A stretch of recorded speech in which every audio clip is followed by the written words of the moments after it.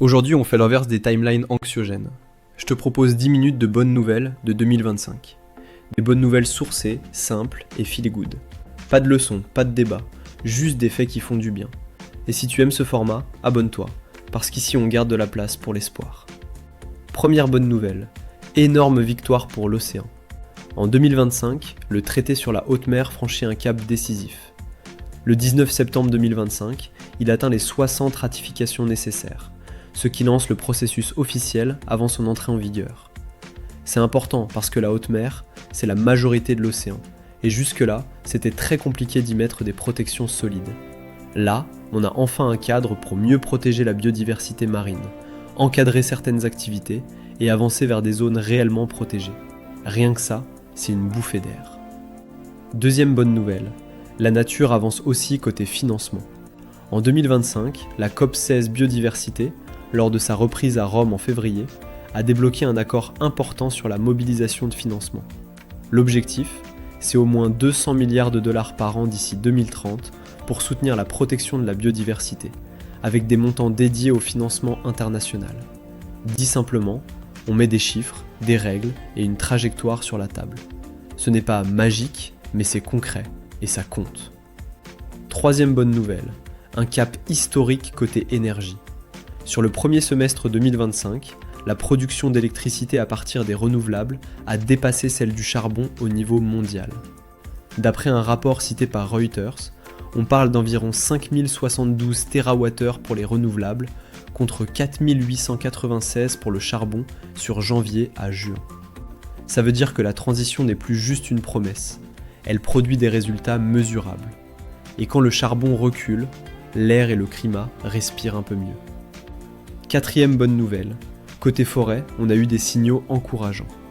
Au Brésil, la déforestation annuelle en Amazonie, mesurée sur la période officielle d'août 2024 à juillet 2025, a baissé d'environ 11% et atteint son plus bas niveau depuis plus de 10 ans, selon WWF Brésil, avec des données issues du suivi par satellite et relayées par la presse internationale.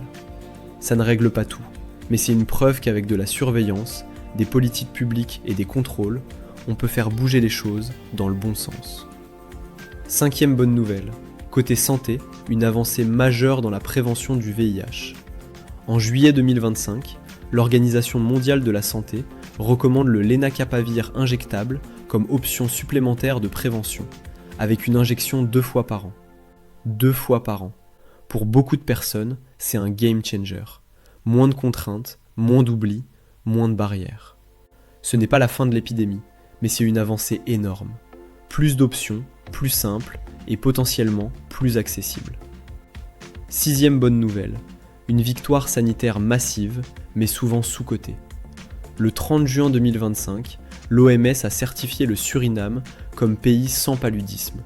C'est le premier pays de la région amazonienne à recevoir cette certification.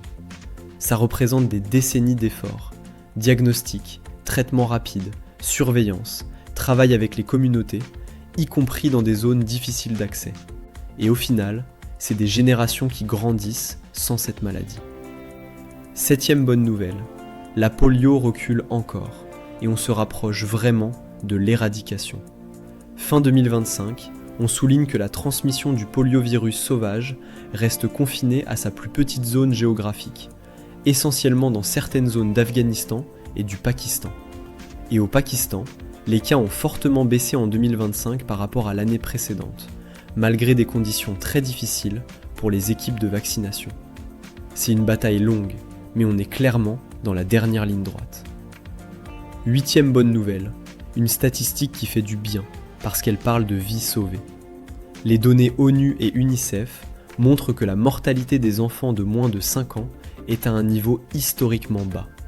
On parle d'environ 4,8 millions de décès avant 5 ans en 2023 et d'une baisse d'environ 52% depuis l'an 2000. Ce sont des millions d'enfants qui grandissent, apprennent, vivent. Et derrière, il y a des choses très concrètes. Vaccination, nutrition, eau potable, soins de base. On garde un petit bonus joie, parce que 2025 a aussi eu des victoires qui font sourire. Côté nature, la tortue verte. En octobre 2025, l'IUCN l'a reclassé d'en danger à préoccupation mineure, grâce à des décennies de protection.